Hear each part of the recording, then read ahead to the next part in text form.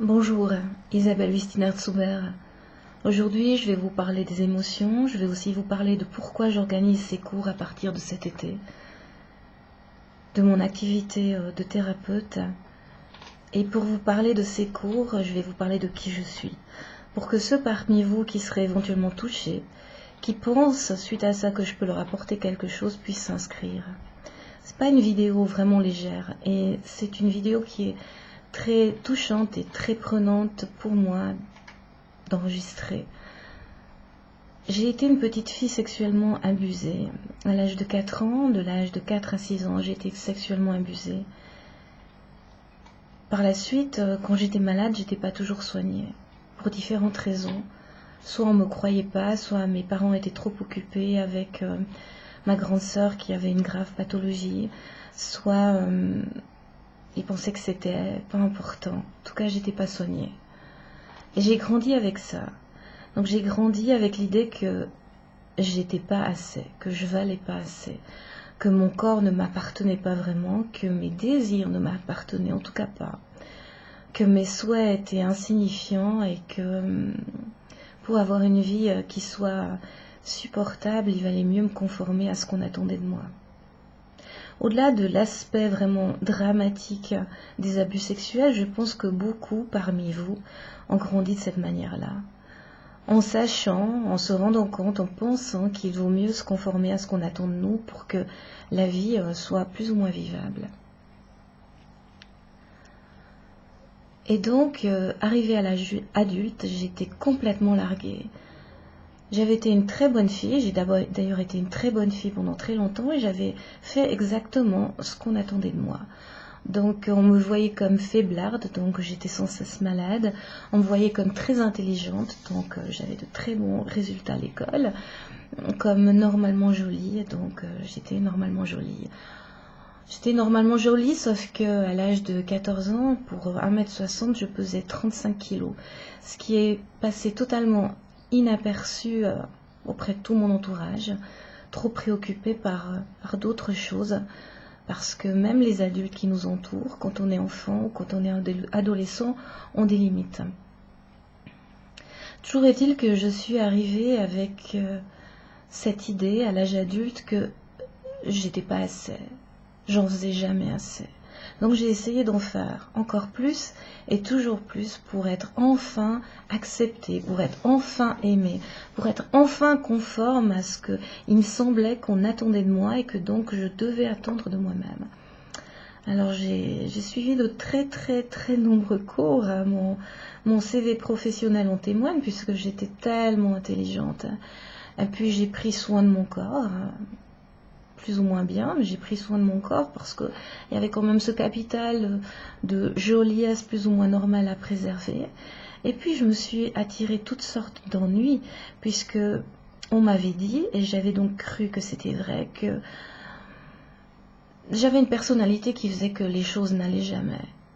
Et donc j'ai expérimenté diverses choses, comme la violence conjugale, comme le rejet, comme la manipulation et le mensonge, dont je me suis encore et encore rendue victime, jusqu'à ce qu'à 40 ans, j'ai un espèce de déclic. Parce qu'à 40 ans, pour la deuxième fois, ma grossesse s'est arrêtée brutalement. Et ça a été une telle catastrophe pour moi qui voulait tellement être mère, que j'ai fait certaines prises de conscience à ce moment-là et que je me suis rendu compte que non, je n'étais pas quelqu'un de pas suffisant, de pas suffisamment bien pour se construire une vie. Et que dorénavant, les gens qui reflétaient ça de moi, j'allais peu à peu les sortir de ma vie. J'ai cessé certains contacts, y compris avec ma famille proche, le temps que nos relations se modifient en disant que moi je voulais plus de relations avec des gens qui me répétaient constamment combien j'étais pas suffisamment bonne.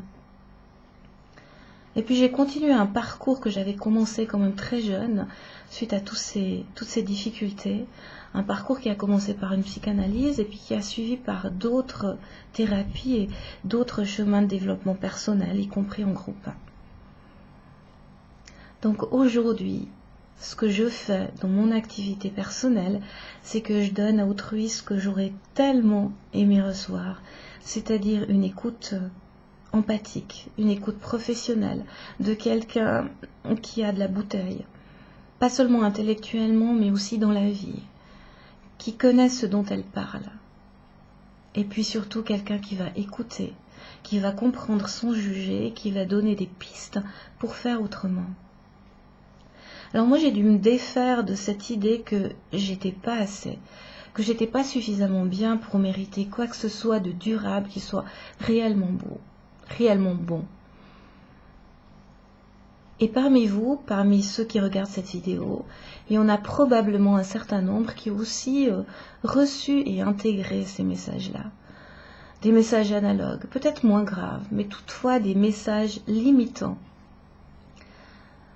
Le problème, l'obstacle plutôt, c'est que tant qu'on ne travaille pas là-dessus, tant qu'on ne fait pas une prise de conscience, et bon, on continue son petit bout de chemin en se disant qu'on n'a vraiment pas de chance dans un domaine. Et je crois qu'il s'agit très très peu de chance ou de pas de chance. Il y a cette théorie qui dit qu'on attire dans sa vie des choses qui correspondent à nos vibrations, enfin, les théories du genre. Je pense que c'est vrai qu'en partie. Parce que dans notre vie se présentent tout un tas de situations, tout un tas de personnes. Mais la chose qui se passe, c'est que, en tout cas, ce qui est sûr, c'est qu'on garde dans sa vie ce qui correspond à notre manière de penser. Et si vous croyez que vous n'êtes pas assez bien, vous allez à un niveau ou à un autre de votre vie garder des choses dans votre vie qui reflètent cette croyance-là. Ça, j'en suis profondément certaine par mon expérience personnelle, par les cours que j'ai suivis, par mon expérience avec les personnes qui viennent me consulter. Et j'ai décidé depuis quelque temps de non seulement continuer mes consultations en développement personnel, mais de donner des journées de formation en groupe. Formation, c'est peut-être pas le bon mot. Des journées de transformation plutôt. Des journées où je transmettrai de la théorie, mais où on accédera, chacun accédera aussi à une manière de faire qui lui permette de changer. Parce que c'est possible. Je pense qu'on voit beaucoup de choses sur le visage des gens. Donc je pense que ça se voit que j'ai laissé de côté un certain nombre de choses, et notamment la grande nervosité qui m'habitait en permanence pendant plusieurs décennies, même si c'est difficile à croire. J'ai laissé comme ça peu à peu de côté sur le chemin des choses dont je voulais plus. Et le seul et unique but que je poursuis en mettant sur pied ces cours qui auront lieu à partir de cet été, c'est d'aider ceux parmi vous qui voudraient faire de même à le faire aussi. Voilà. J'espère que cette vidéo-là est un peu plus explicite et je vous souhaite une belle fin de journée. Et moi, ce soir, j'irai faire supporter de la Suisse devant un écran. Je vous souhaite une belle journée.